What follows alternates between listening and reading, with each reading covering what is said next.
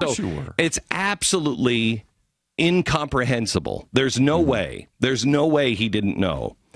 But I want to go back to the name of the scandals. We have Benghazi, IRS, and the AP. I tried to figure out what these things were really all about. In the end, what do these three scandals have in common? And what they have in common is the arrogance of transforming the world. In Benghazi, he was transforming the Middle East. He wanted to run guns, support the Muslim Brotherhood and Saudi Arabia. Saudi Arabia was the one who asked us to support the Muslim Brotherhood in Syria. So support the Muslim Brotherhood in the entire Middle East, run guns to the Muslim Brotherhood through Turkey into Syria, and seed revolution, not just in Syria, but all throughout the Middle East. This is the transformation of the Middle East. That's his policy. He has allow a few coworkers to die on the list. Well, if it means a few coworkers have to bite the dust. Remember that. We have to come back to that. If we have to allow a few coworkers to die, that's okay. He's also transforming the military and the State Department, and the CIA, and the fundamental way that we have felt, at least, that we have run on general honesty and decency. We know that not everybody in the military is a good guy. We know that everybody in the CIA is not a good guy. But generally, we have felt in the past that generally they're trying to do the right thing, and we're not going to leave people on the battlefield. If it is worth doing, we do it right. The IRS, that scandal, what is that about? Well, that's about transforming political dissent. That's about not the Second Amendment, but the First Amendment. That is, he knows he can't come out and say, "Hey, we're going to have to shut down all political dissent. You can't go out and protest. You can't speak out against me. You can't speak out against the government." He knows he can't do that. They tried. Remember how much trouble we had trying to get everything locked down with restoring honor in Washington? Do you remember what they did, what the Justice Department did with the park police, and how many hoops we had to jump through for the Justice Department? They made it almost impossible for us to do it. What were they doing? Your right to freely assemble. Your right to address your grievances directly to government. Your right to come together and protest. That's First Amendment. Trying to transform it. So he knows he can't say, we're going to get rid of that pesky First Amendment. Oh, wait a minute. Transform political dissent. That's an attack on the First Amendment. What did he blame Benghazi on? Freedom of speech. He said, here in America, we have this thing. And people ask me all the time, why don't we just ban videos like that? Nobody is asking the president that. I don't know a single American that would say that. Let's just ban free speech? Nobody would say that. He's saying what he's thinking. And maybe his circle of friends. You need a new circle of friends, Mr. President. So the IRS is about transforming political dissent, first through nudge. You know what? Read the Huffington Post.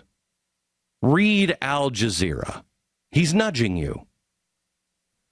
Read those things. Then he starts to shove you.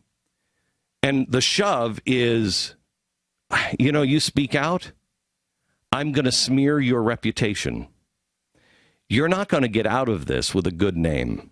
Because I'm going to call you a conspiracy theorist. I'm going to call you whatever name I have to call you. But you really need to sit down. Because I'll destroy your reputation. I'll smear you. Shoot. This scandal is about shoot. We've gone from nudge to shove, which is destroy your reputation, and I'm going to send the union thugs out after you, to shoot. I'm actually going to use the union thugs to beat you. And I'm also going to destroy your life and finance through the IRS. I will destroy you. I will bankrupt you. When it comes to the only kind of gun the IRS has, they've just fired it at the American people. And the AP. What is the AP story about? The final piece of transformation for the media. The progressives have been trying to transform the media for quite some time, and they've done a great job. We've all seen it. Show me the media organization that actually stands up.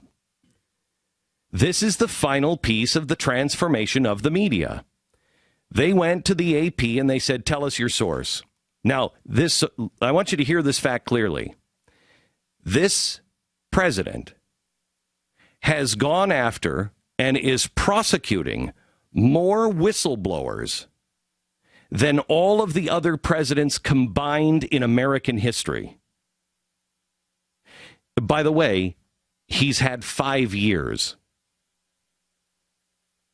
In 5 years, he has gone after more whistleblowers than all other presidents combined. Understand, that's during the communist hunts. That's during Vietnam. That includes all of World War II, all of World War I and Woodrow Wilson. That includes Abraham Lincoln in the Civil War. All other presidents combined. So he's already done an effective job in shutting people up. This is why when we come to you and we have one piece of paper for a 2123B, this is why you can't get more. Because these guys know they will go to jail for 20 years. They know their life will be destroyed. Their reputation will be destroyed. They'll never work again. Their life will be destroyed. Financially, they will turn them inside out. And they may very well go to jail for 20 years. And on top of that, we have other whistleblowers that won't go on the record who have told us all kinds of things, but won't allow us to go on the record yet, won't show us the actual pieces because they're afraid for their life. Where did that come from? This president has prosecuted more whistleblowers than all other presidents combined. The president himself, I believe, said in 2006 or 7, you should look up this quote, Pat, I know that you can find it on audio. Anybody who doesn't agree with transparency, anybody who is involved in silencing people, has something to hide. That's President Barack Obama's own words. So transform the media and the watchdogs. You first threaten the media. First you threaten the watchdogs. You tell the watchdogs, you shut up or you're going to jail. And those who break through and show that they're brave enough, you have to show them how aggressive you're willing to get. You have to show them, I'm going to go around the Constitution because I have that kind of power. I'm not afraid. The press is more on my side than your side. They'll shut up. And so I will go after and I will find you. At the same time, they're threatening reporters by showing the reporters they have 20 phone lines. All of the reporters know the government knows who I have talked to. The government knows when I talk to them. I can guarantee you there's a lot of reporters that were on those phone lines talking to sources that are now going, oh, crap. It's complete. This is the last part of the fundamental transformation. What do all of these have in common? Transformation. Transform the Middle East, transform the First Amendment, and transform the media and the watchdogs. Transform fundamental transformation of the United States of America.